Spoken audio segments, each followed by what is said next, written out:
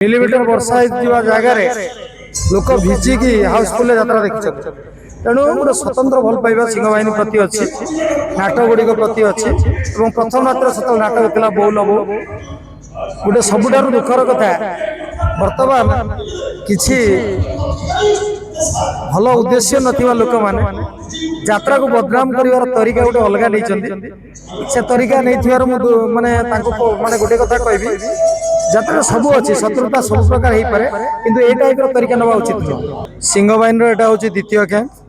आम प्रथम कैंप रे एटा 2 राति करथिलु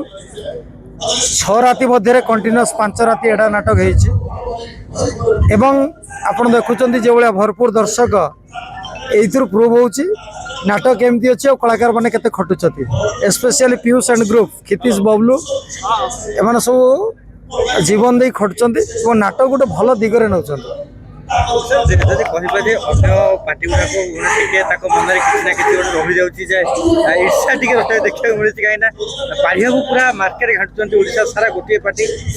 नहीं भूल कहते पाड़िया नुहे सिंह बाहिनी मार्केट घाटुची एक सत रेनी समय अधिकांश पार्टी टोटाल सेल नाला बेले सिंह बाहिनी 6 राति हाउसफुल एवं से बाबू जानी 27 तारीख दिन 265 मिलीमीटर वर्षा जगार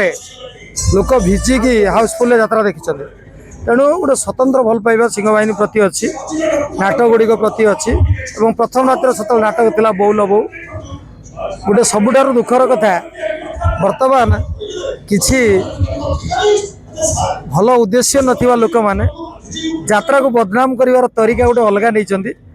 से तरीका नहीं माने माने गोटे कथा कहबी यात्रा सब अच्छी शत्रुता सब प्रकार हो पारे किंतु ए टाइप तरीका नवा उचित नुह। भाई देखी से बाबू को पचारतु आपणकर आमर 2टा जाक नाटक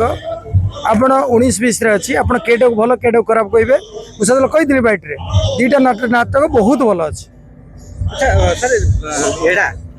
देखने लगुच गोटे साउथ फिल्म टाइप लगुच पीयूष भाई भी अभिनय अलग प्रकार अच्छी समस्त आर्टिस्ट अच्छा कनसेप्ट एडार जो लेखक कौन आपको देखले आज प्राय आसुँच दीपक जेना आपण मैंने पचारे तो सब मुझे जानी ये गोटे टीम वर्क समस्ते गपटा को भाभी तार रूप देते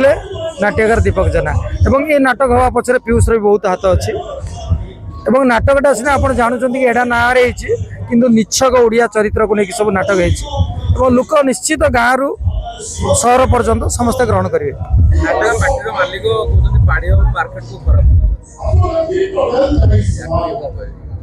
शुणु आज्ञा जो मालिक कहते पाड़ी बाबू को पार्टी को खराब कर संस्था को से मालिक पीयूष और खितीश को कौन रेट कर पीयूष खितीश को पचारदे तेणु अंगूर के जो खाई न हुए किसी जन को खटा लगे तेणु से परिस्थिति प्रथम कैंप देखलु किसी पिला गोटे वीडियो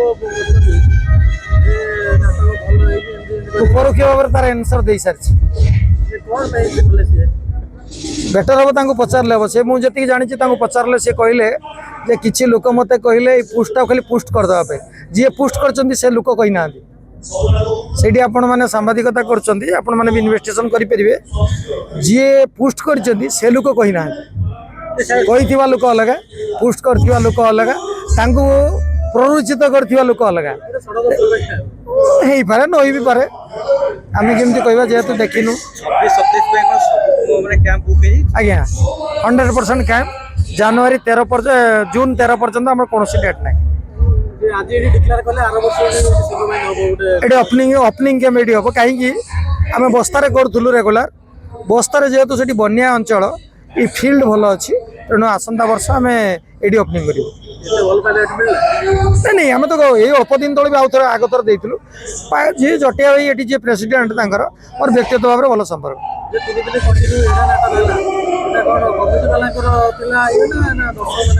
100% कमिटी आम जेहेतु कंट्राक्ट कैंप दौचु तेणु कौ नाटक करेंगे से डिसीजन हूँ सब कमिटी आम क्या चाप पकाऊँ आज कौ नाटक करेंगे कल कौन ଯେ ପ୍ରତ୍ୟେକଟି ଯାତ୍ରା ପାର୍ଟି 4ଟା ବହି ରଖିଲା ବେଳେ ଆପଣ 3ଟା ବହି ରଖିଛନ୍ତି, ଗୋଟିଏ ପୁରୁଣା ବହି ରଖିଛନ୍ତି ଏବଂ 2ଟା ନୂଆ ରଖିଛନ୍ତି। କଳାକାର ମାନେ ଆଶ୍ୱସ୍ତ ଦେଇଛନ୍ତି। ଆପଣ ଆହୁରି ଗୋଟେ କଥାରେ ଆଶ୍ଚର୍ଯ୍ୟ ହେବେ, ଯଦି ଆପଣ ଆମ ଗେଟ୍ଟାକୁ ଭଲକି ଦେଖିଥିବେ ତାହେଲେ ବଜରଙ୍ଗୀର କୌଣସି ପୋଷ୍ଟର ନାହିଁ। ଆମର ବହୁତ ବିଶ୍ୱାସ ଅଛି ଆମେ ଏଇ 2ଟା ନାଟକରେ 5 ରାତି କରିପାରିବୁ, 6 ରାତି କରିପାରିବୁ ଏବଂ ବର୍ଷ ସାରା କରିବେ। କରିବୁ। ଆପଣ ଯୋଉମାନଙ୍କୁ ଯୋଉମାନେ ଆପଣଙ୍କୁ ଖରାପ କରି କହୁଛନ୍ତି